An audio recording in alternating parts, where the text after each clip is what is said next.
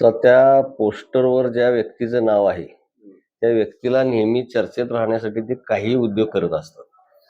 आता ईव्हीएमच्या बाबत जे बोलत असतील तर त्यांची आता ज्या पक्षाबरोबर आघाडी होती त्यांच्या या ठिकाणी 34 सीटा आल्या.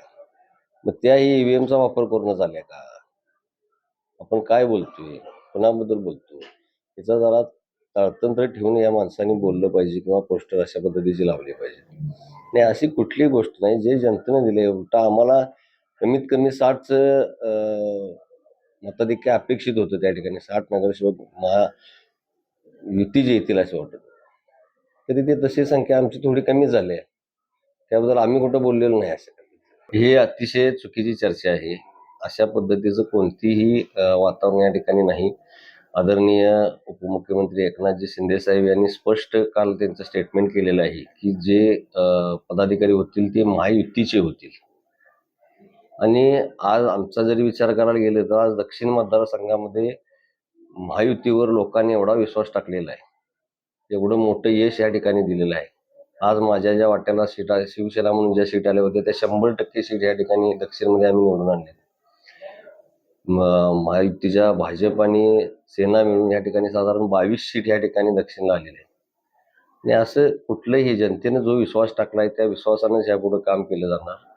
आणि माझं वैयक्तिक मत सांगतोय की जी बाजू आता आपण घेतलेली आहे, शिवसेना पक्ष आम्ही स्वीकारलेला आहे आणि ते जे निर्णय पक्षनेते देतील तो मान्य असेल. परंतु आम्हाला जनतेनं जो जनाधार दिलाय तो महाविकास आघाडीच्या उलटा दिलाय, काँग्रेस पक्षाच्या उलटा दिलाय. त्यामुळे त्यांच्या बरोबर महापालिकेत काम करणे हे कदापि आम्हाला शक्य नाही. तर मी काही ते तसं बोलू शकणार नाही. एकंदरीत बऱ्याचशा ठिकाणी आम्हाला जनस्वराज्य पक्षाचा फटका हा शिवसेनेला झालेला या ठिकाणी दिसतोय. आमच्या बऱ्याचशा सीट्सच्या चांगल्या सीट्स, चांगले नगरसेवक ज्यांनी 15-20 वर्ष या ठिकाणी चांगलं काम केलेलं आहे, लोकांच्यात राहून लोकांच्या बऱ्याचशा समस्या सोडवण्याचा ज्यांनी प्रयत्न केलाय त्या लोकांनी या ठिकाणी पराजय या ठिकाणी स्वीकारावा लागला. थोडाफार फटका आम्हाला जनस्वराज्य या पक्षाचा शिवसेना पक्षाला या ठिकाणी बसली. कारण ह्यामध्ये आता महिलांची संख्या जास्त आहे. त्याचबरोबर नवनिर्वाचित नवीन नगरसेवक पहिल्यांदाच आलेल्यांची संख्या या ठिकाणी जास्त आहे. त्यामुळे सभागृहाचा प्रोटोकॉल असेल, पदाधिकाऱ्यांचा प्रोटोकॉल असेल, अधिकाऱ्यांच्या संदर्भातले प्रोटोकॉल असतील, कुठल्या अधिकाऱ्याकडे कोणत्या कामासंदर्भात गेलं पाहिजे, सभागृहात काय चर्चा केला पाहिजे, कुठल्या कामाचा कसा पाठपुरावा घेतला पाहिजे, या सर्व प्रभागामध्ये जात असताना आपण जो वचननामा दिला असेल किंवा जे ध्येय धोरण धरून आपण त्यांच्या पुढे गेलोय त्या सर्व गोष्टी करण्यासाठी कशा पद्धतीने काम करायचं त्यासाठीच्या कार्यशाळा आम्हाला ह्या वारंवार सुरुवातीच्या काळात घ्यावं लागतं आणि ती घेणार आहे. पूर्वी आम्ही जे 15 वर्ष काम केले आणि आत्ताचा प्रशासकीय 5 वर्ष कालावधी, त्यामध्ये जे महापालिकेचा वेगवेगळ्या विभागांमधून या ठिकाणी जो महसूल जमा होत असतो त्यामध्ये बरीचशी तफावत आलेली या ठिकाणी दिसते. ह्याला कारणही असं असतं की ज्या वेळेला सभागृह असतं त्यावेळेला नगरसेवकांचं सर्व महापालिका कर्मचारी असतील, अधिकारी असतील, वरिष्ठ कनिष्ठ सर्व अधिकाऱ्यांच्यावर, कर्मचाऱ्यांच्यावर हे बारीक लक्ष असतं. त्यामुळे त्या ठिकाणी प्रॉपर काम केलं जातं. तुमची ही जी महसुलाची वसुली ही बऱ्यापैकी या ठिकाणी बऱ्यापैकी होत असते. त्यामुळं आत्ताच्या कालावधीपेक्षा आम्ही नगरसेवक असताना बराचसा निधी महापालिकेमार्फत देण्याचा आमचा प्रयत्न आजपर्यंत राहिला आहे.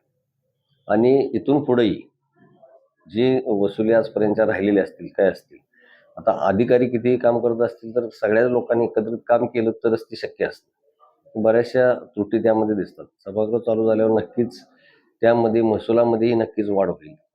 महापालिकेमार्फत त्या ठिकाणी निधी वाढवला जाईल हा 100% आम्ही प्रयत्न करणार. आणि आदरणीय मुख्यमंत्री देवेंद्रजी फडणवीस असतील, उपमुख्यमंत्री एकनाथजी शिंदे असतील, त्यांचं आजपर्यंत आपण बघितलं तर कोल्हापूर विशेष सहकार्य राहिलेलं आहे आणि त्यांच्याकडून कुठल्याही प्रकारचा निधी कमी पडला जाणार नाही ह्या त्यांनी शब्द दिलेला आहे आणि आजपर्यंत त्यांनी वारंवार ते सिद्ध करून दाखवलेलं आहे. आज माझ्यासारख्या एखाद्या सामान्य कार्यकर्त्याला गेल्या 5 वर्षामध्ये 57 कोटी रुपये निधी मला दिलेला आहे, माझ्यासारख्या कार्यकर्त्याला. त्यामुळे आपण विचार करा की किती निधी कोल्हापूर शहराला या ठिकाणी येऊ शकतो. कुठलीही कामं या ठिकाणी राहणार नाहीत. हा नेत्यांनी जाहीरपणे जो शब्द दिलेला आहे ती पाळणारी दोन्ही नेते आहेत. त्यामुळे कोल्हापूरला विकासात्मक भविष्य अतिशय ह्या 5 वर्षातलं चांगलं आहे. नाही, नक्कीच ह्या वृत्ती कोल्हापूर शहराचा आज म्हणजे जर इतिहास जो बघितला तर अशा वृत्तींना थारा या ठिकाणी दिला जात नाही आणि या निवडणुकीमध्ये लोकांनी ते जाणवून दिले. ज्या वृत्ती समाजामध्ये व्यापारी असतील, डॉक्टर्स असतील किंवा इतर सरकारी डिपार्टमेंट असतील अशा लोकांना त्रास देणे किंवा काहीही तोंडातून बोलणे, अर्वाच्य भाषा वापरणे हे इथल्या लोकांना कधी मान्य नसतं. आणि त्याची शिक्षा त्यांनी नागरिकांनी मताच्या स्वरूपात या ठिकाणी दिलेली दिसते. असे जे बोलत राहायचे नेहमी त्यांना तुमच्या तांदळातल्या खड्यासारखं या ठिकाणी जनतेनेच या ठिकाणी बाजूला केलेलं आहे आणि आता तरी त्यांनी यातून शहाणपणा घ्यावा अशी मला अपेक्षा आहे. ती करून आपण प्रसिद्धीसाठी कुठल्या थराला जातोय ही काळजी घेणं या ठिकाणी गरजेचं आहे. आपण बोलल्यानंतर लोकांना काय वाटतं त्याचं याचा विचार करणं गरजेचं आहे आणि ह्यासाठी ज्या काही गोष्टी असतील कायदेशीर कराव्या लागत असतील त्या नक्कीच आम्ही करणार. ज्या प्रशासनाकडे कुठल्याही पोलीस प्रशासन असेल, महापालिका असेल, निवडणूक आयोग असेल ह्या ठिकाणी सगळ्यांच्याकडे त्याबाबतचे तुमचा पत्रव्यवहार हा नक्की होणार.